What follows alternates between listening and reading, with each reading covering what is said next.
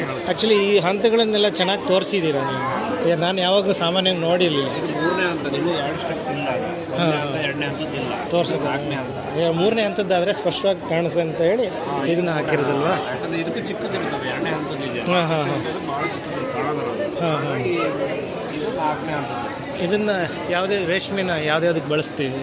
ಈ ಮಾಡ್ತಾರೆ, ಹಾಂ, ಸೀರೆ ಹಾರಗಳನ್ನು. ಅಲ್ಲ ಅದಕ್ಕೆಲ್ಲ ಟ್ರೈನಿಂಗು ಅಥವಾ ಏನಾರು ಕೊಡೋವಂಥದ್ದು ಇದೆಯಾ ನಿಮ್ಮ ಇಲಾಖೆಯಿಂದ? ಇದು ನಮ್ಮ ಆ ಥರದ್ದಿಲ್ಲ, ನಾವು ಬೇಸಾಯ ಬಗ್ಗೆ ಅಷ್ಟೇ ಅದ್ರ ಮಾಹಿತಿ ನೀಡ್ತೀವಿ. ಅವರಿಗೂ ನಾವು ಹಾಂ ಹಾಂ. ಅಕಸ್ಮಾತ್ ಹೆಚ್ಚಿನ ಮಾಹಿತಿ ಬೇಕು ಅಂದರೆ ನಿಮ್ಮ ಇಲಾಖೆಯನ್ನು ಕಾಂಟ್ಯಾಕ್ಟ್ ಮಾಡಿದರೆ ಸಿಗುತ್ತೆ.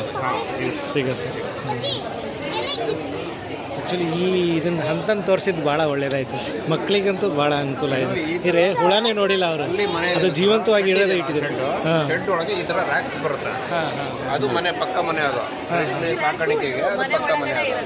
ಆ ಮನೆ ಒಳಗೆ ಓಕೆ ಈ ಥರ ರ್ಯಾಕ್ಸ್ ಇರುತ್ತೆ. ಉಷ್ಣಾಂಶ ಮತ್ತು ಶೈತ್ಯಾಂಶ ಅದರೊಳಗೆ ಮೇಂಟೈನ್ ಮಾಡುತ್ತೆ. ಅದು ನೀಟಾಗಿ ಚೆನ್ನಾಗಿ ಗೂಡು ಕಟ್ಟುತ್ತೆ. ಗುಣಮಟ್ಟದ ಗೂಡು ಬಂದಂಗೆ ಇದು ಗೂಡಿಂದ ಗುಣಮಟ್ಟದ ಗೂಡು ಕಟ್ಟಿದಂಗೂ ರೈತರಿಗೆ ಅವ್ರಿಗೆ ರೇಟ್ ಜಾಸ್ತಿ ಸಿಗತ್ತೆ. ಆ ಥರ ಇದರಲ್ಲೂ ವೆರೈಟಿ ಇರುತ್ತೆ, ಕ್ವಾಲಿಟಿ ಮೇಲೆ ಗೂಡು ಅವರಿಗೆ ಬೆಲೆ ನಿಗದಿ ಮಾಡ್ತಾರೆ ಮಾರ್ಕೆಟಲ್ಲಿ. ಸರ್ಕಾರಿ ಮಾರ್ಕೆಟಲ್ಲಿ ಮಾರಬೇಕು ಅವರು. ಆ ಥರದ್ದಿರುತ್ತೆ. ಅವರಿಗೆ ಪ್ರತಿಯೊಂದು ಹಂತ, ಈಗ ಗಿಡ ನೆಡೋದ್ರಿಂದ ಹಿಡಿದು ಗೂಡು ಮಾರಲಿವರೆಗೂ ನಮ್ಮಲ್ಲಿ ಎಲ್ಲ ಥರದ ಸಬ್ಸಿಡಿನೂ ಸಿಗುತ್ತೆ. ಅಂದರೆ ಯಾವುದ್ಯಾವ್ದಕ್ಕೆ ಸಬ್ಸಿಡಿ ಸಿಗೋದು ಅಂದರೆ ಯಾವುದ್ಯಾವುದಕ್ಕೆ ಸಬ್ಸಿಡಿ? ನಮ್ದು ಅವರು ಫಸ್ಟ್ ನಾಟಿ ಮಾಡಿ ಒಂದು ಎಕರೆ ನಾಟಿ ಮಾಡಿದ್ರೆ ನಮ್ಮಲ್ಲಿ 45,000ರಿಂದ 50,000ವರೆಗೆ ಅವರಿಗೆ ನಾಟಿಗೆ ಪ್ರೋತ್ಸಾಹಧನ ಅಂತ ಕೊಡ್ತೀವಿ. ನಂತರ ಅವರು ಮನೆ ಮಾಡಿಕೊಂಡ್ರು ಸಹ ನಮ್ಮಲ್ಲಿ ವಿವಿಧ ರೀತಿಯ ಮನೆ, ಅವರ ಚದರ ಅಡಿ ಮೇಲೆ ನಾವು ವಿವಿಧ ಮನೆಗಳಿಗೆ ಅವರಿಗೆ ಪ್ರೋತ್ಸಾಹಧನ ಕೊಡ್ತೇವೆ. ಹಾಗೆ ಮತ್ತೆ ಗೂಡು ಅವ್ರು ಮಾರ್ಕೆಟಿಗೆ ತಗೊಂಡು ಹೋದಾಗ ಗೂಡು ಮಾರಿದ ಮೇಲೆ ಪ್ರತಿ ಗೂಡಿ ಚಾಕಿ ತಂದಿದ್ದಕ್ಕೆ ಮತ್ತು ಗೂಡು ಮಾರಿದ್ದಕ್ಕೆ ಎರಡಕ್ಕೂ ಸಹ ನಮ್ಮಲ್ಲಿ ಪ್ರೋತ್ಸಾಹ. ಅದಕ್ಕೊಂದು ವ್ಯವಸ್ಥೆ ಅಂತ ಬೇಕಲ್ಲ? ಅಂದರೆ ಈ ರೇಷ್ಮೆ ಹುಳು ಸಾಕಾಣಿಕೆ ಮಾಡಲಿಕ್ಕೆ ಅಂತೇಳಿ ಅದ್ರ ಉಷ್ಣಾಂಶ ಕಾಪಾಡ್ಕೊಳ್ಳೋದಕ್ಕೆ ಅದಕ್ಕೆಲ್ಲ ಮನೆ ನೀವೇ ಮಾಡಿಕೊಡ್ತೀರಾ ಅಥವಾ ಮನೆ ಕಟ್ಟಿಸ್ಕೋಬೇಕು? ಅಲ್ಲಿ ಪಾಪ ಅವ್ರಿಗೆ ಗೊತ್ತಿರಲ್ಲ. ಪ್ಲಾನ್ ಕೊಡ್ತೀವಿ ಮಾಡಿ ಅಂದರೆ ನಾವು ಪ್ಲಾನ್ ಕೊಡ್ತೀವಿ. ಅದೇ ಪ್ರಕಾರದಲ್ಲಿ ನಾವು ಹಂತ ಹಂತ ಹೋಗಿ ವೀಕ್ಷಣೆ ಮಾಡಿ ಅದೆಲ್ಲ GPS ಮಾಡಿಕೊಂಡು ಎಲ್ಲ ರೆಡಿ ಮಾಡಿಕೊಂಡು ಅವರಿಗೆ ಪ್ರತಿಯೊಂದು ಹಂತದ್ದು ನಾವು ಫೋಟೋ ತೆಗೆದು ಇದು ಮಾಡ್ತೀವಿ. ನಂತರದಲ್ಲಿ ಅವರು ಇದಕ್ಕೆ ಜಾಗ ಎಷ್ಟು ಬೇಕಾಗ್ಬೋದು? ಜಾಗ ಮಿನಿಮಮ್ ಎಷ್ಟು 1 ಎಕರೆ ಬೇಕಾಗುತ್ತೆ? ಅರ್ಧ ಎಕರೆಯಿಂದ ಮಾಡಿಕೊಂಡ್ರೆ ನಾವು ಶೆಡ್ ಅಂತ ಕೊಡ್ತೀವಿ, ಸಣ್ಣ ಮನೆ ಥರ. 1 ಎಕರೆ ಮಾಡಿದ್ರೆ ಹುಳು ಮನೆ ನಾವು ಕಟ್ಟಿಸ್ಕೊಡ್ತೀರಾ? ಅದಕ್ಕೆ ಖರ್ಚೆಲ್ಲ ನೀವೇ ಸಬ್ಸಿಡಿ ಪ್ರಕಾರ ಕೊಡ್ತೀರಾ ಅಥವಾ? 4 ಲಕ್ಷದವರೆಗೆ ನಮ್ಮಲ್ಲಿ ಸಬ್ಸಿಡಿ. ಹೌದಾ? ಹಾಂ.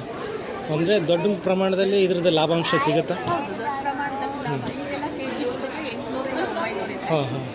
ಅವರಿಗೆ ತುಂಬ ಮಾರ್ಕೆಟಿಂಗಲ್ಲಿ ವ್ಯತ್ಯಾಸ ಏನಾರು ಇದೆಯಾ? ಇದು ರೇಟು ಇದೆ.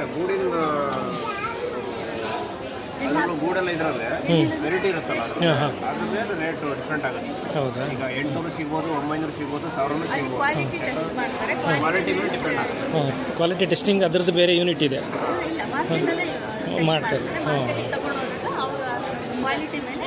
ಪ್ರೈವೇಟೈಸೇಷನ್ ಇದೆ ಇದು? ಪ್ರೈವೇಟ್ ಇಲ್ಲ. ಸರ್ಕಾರಿ ಮಾರುಕಟ್ಟೆಲ್ಲೇ ಮಾರಬೇಕು ಅಂತ ಇದೆ.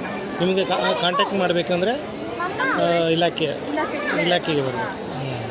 ರಾಜೇಂದ್ರ ನಗರ ಅಂತ. ಈಗ ಅಕಸ್ಮಾತ್ ಏನೂ ಗೊತ್ತಿಲ್ಲ, ನಾವು ಏನೋ ಮಾಡಬೇಕು ಅಂತ ಅನ್ನಿಸ್ತು ಅಂದರೆ ಈ ರೇಷ್ಮೆ ಇದ್ರ ಬಗ್ಗೆ ನಾನು ಮೊದಲು ಮಾಡಬೇಕಾಗಿದ್ದೇನು ಕೆಲಸ? ನಾನು ಫಸ್ಟ್ ನಿಮ್ಮ ಕಾಂಟ್ಯಾಕ್ಟ್ ಮಾಡ್ತೀವಿ, ಅದನ್ನೆಲ್ಲ ವ್ಯವಸ್ಥೆನೂ ಮಾಡಿಕೊಡ್ತೀರಾ? ಅಕಸ್ಮಾತ್ ಬೇಕು ನಾವು ಮಾಡೋದಕ್ಕೆ ತಯಾರಿದ್ದೀವಿ ಅಂದರೆ ಮಾಡಿಕೊಡ್ತೀರಾ?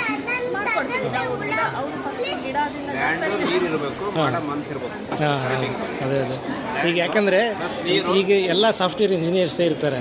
ಈಗ ಅದನ್ನ ಬಿಟ್ಟು ಬೇರೆ ಮಾಡೋ ಮನಸ್ಸು ಈಗ ನಾನು ನೋಡ್ದಂಗೆ ಸಾಫ್ಟ್ವೇರಿಂದನೂ ಈ ಥರ ಕೈಗಾರಿಕೆ ಅಥವಾ ಕೃಷಿ ಬಗ್ಗೆ ಒಲವು ಮಾಡ್ಕೊಂಡು ಬರೋರು ಇದ್ದಾರೆ. ನನ್ನ ಫ್ರೆಂಡ್ಸೇ ಇದ್ದಾರೆ, ಆ ಥರದವ್ರು ಬಂದವರು ಇದ್ದಾರೆ. ಆ ಥರದವ್ರಿಗೆ ಇಂಟ್ರೆಸ್ಟ್ ಆಗಿ ಏನು ಅಡಿಕೆ ತೋಟ ಜಾಸ್ತಿ ಇದೆ, ಈ ಥರದ್ದು ಏನಾದ್ರು ಮಾಡಬೇಕು ಅನಿಸಿದ್ರೆ ಅವ್ರನ್ನ ಮಾಡೋದಕ್ಕೆ ನೀವು ಪ್ರೋತ್ಸಾಹ ಕೊಡ್ತೀರಾ?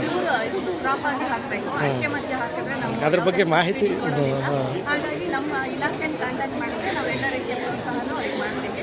ಯಾವುದೇ ರೈತರು ಇಂಟ್ರೆಸ್ಟ್ ಇರೋ ರೈತರು ರೇಷ್ಮೆ ಬೆಳಿಬೇಕು ಶಿವಮೊಗ್ಗದಲ್ಲಿ ವಾತಾವರಣ ಇದೆಯಾ? ವಾತಾವರಣ ಬರಲ್ಲ, ಮಳೆ ಅಂತ ರೈತರು ತುಂಬ ಜನ ರೈತರು ಹಿಂದೆ ಬರ್ತಾರೆ.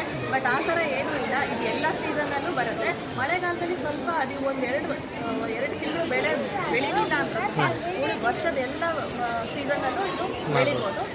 ಬಟ್ ಸಾಮಾನ್ಯವಾಗಿ ಕೋಲಾರದಲ್ಲಿ ಜಾಸ್ತಿ ಬೆಳೆದ ಕೋಲಾರದಲ್ಲೂ ಇದೆ. ನಿಮ್ಮ ಮನೆಯಲ್ಲಿ ಯಾವ ಥರ ಉಷ್ಣಾಂಶ ಮತ್ತು ಶೈತ್ಯಾಂಶ ಮೇಂಟೈನ್ ಮಾಡ್ತೀರಾ ಅದ್ರ ಮೇಲೆ ಹುಳನ ಬೆಳಿಬೋದು ಮತ್ತು ಉತ್ತಮ ಗೂಡನ್ನು ಪಡಿಬೋದು.